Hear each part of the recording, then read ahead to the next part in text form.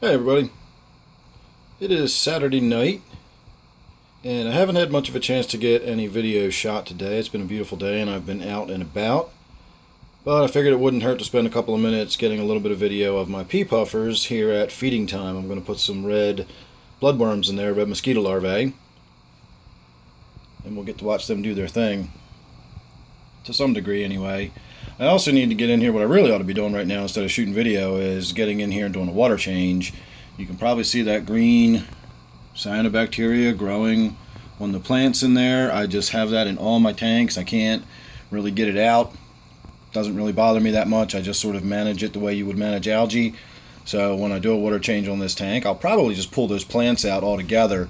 You can kind of see how, well, maybe you can't.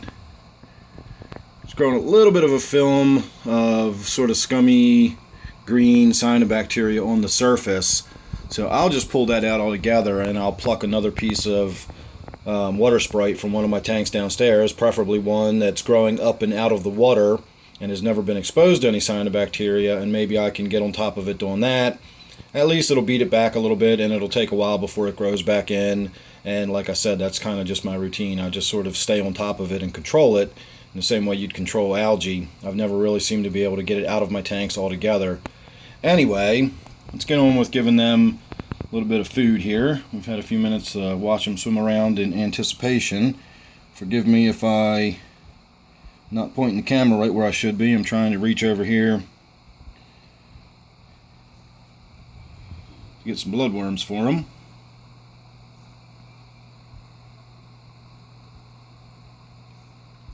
I had 4 to start with. Well, originally I had 2, and one died like the first night that I had it. And that violent thrashing around that you just saw is perfectly normal. That's what they do. They get a hold of the bloodworm and they thrash it around. I mean, it's a wonder they don't shake their eyeballs out of their head. They thrash around so violently, but that's how they do it. So the one died almost immediately the following morning after I got him. So I waited, and after about a week, the second one out of the 2 was still in there and still alive.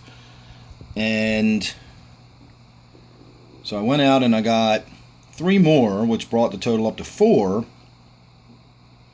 And one of them never really put on weight. It just never really looked good, and it just got worse and worse. And eventually it got that sunken belly that you'll often see on puffers. And they're not beyond saving when they've got that shrunken belly. But the time I noticed mine had a real shrunken belly, that was the last time I ever saw it. I never, the next time I came in the following morning, it was just not in the tank anymore. Or at least it wasn't anywhere that I could see it. Camera's having a hard time figuring out what it's supposed to be focusing on here.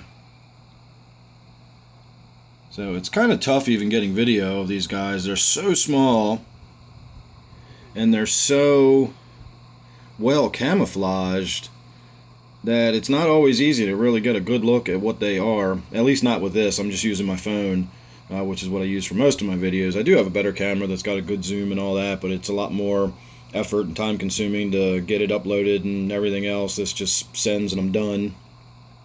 So this is what I tend to use. So let's give them one more little spoonful, and then I will take the rest of these bloodworms downstairs and I will give them to Butterbean, my figure 8 puffer that is in my brackish tank in the basement. And then once he's had his, I might take some of if I've got a few left over, I might put them in one of my tanks in hopes that one of my little dwarf frogs get them.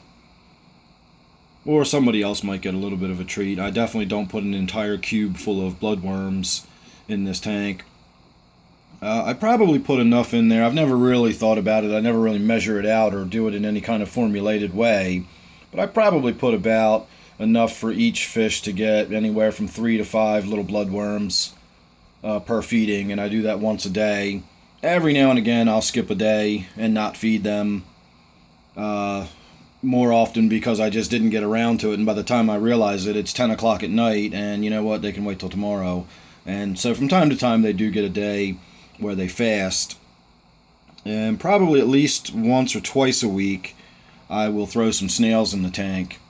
And I try to scatter the snails around. I even try to throw some of the snails like on the vegetation up near the top so that the snails don't immediately get in the tank and the fish don't see where they go. And then that gives them activity. It gives them something to do. They can hunt around the tank. And they really do need something to do and something to keep themselves interested. They're very intelligent fish, and if you just keep them in a bare, open tank where they don't have a lot to look at or a lot to explore, they don't have other, puffers in the tank to interact with, they will get very despondent, I guess you could say. That's probably not really an appropriate word to use for fish, but they'll get dejected and swim up and down on the glass, and it's just they don't fare well. You really ought to have a lot of visual activity, a lot of nooks and crannies, a lot of places to hide, whether it's through vegetation or you set up lots of caves and rocks. It doesn't matter. You can put neon pink, hot pink plastic plants in there for all the fish care, as long as it's something to interact with and something to hunt around and hide in and move through. That's the important part. So they're going to do this the rest of the night. That's what they always do. They sort of chase each other around. They kind of creep around and look through the roots, and they go around the rocks and look for stuff to eat. Whenever I'm in the room, they come over and watch me and look at what I'm doing. Awesome little fish. Love my little puffers. I've said it before, I'll say it again. If you ever get puffers, you will always want puffers. You'll just never go back. They're just the coolest little fish ever, whether you get the freshwater or the saltwater or the brackish like I have in the basement. Puffers are just fantastic little fish. So there you go. Thanks for watching. Make sure you're subscribed. You don't want to miss any little oddball videos I pop out here and there. You never know what you're going to get with me. This is my Dwarf Pea Puffer tank. So thanks for watching. Hope to see you real soon in the next one.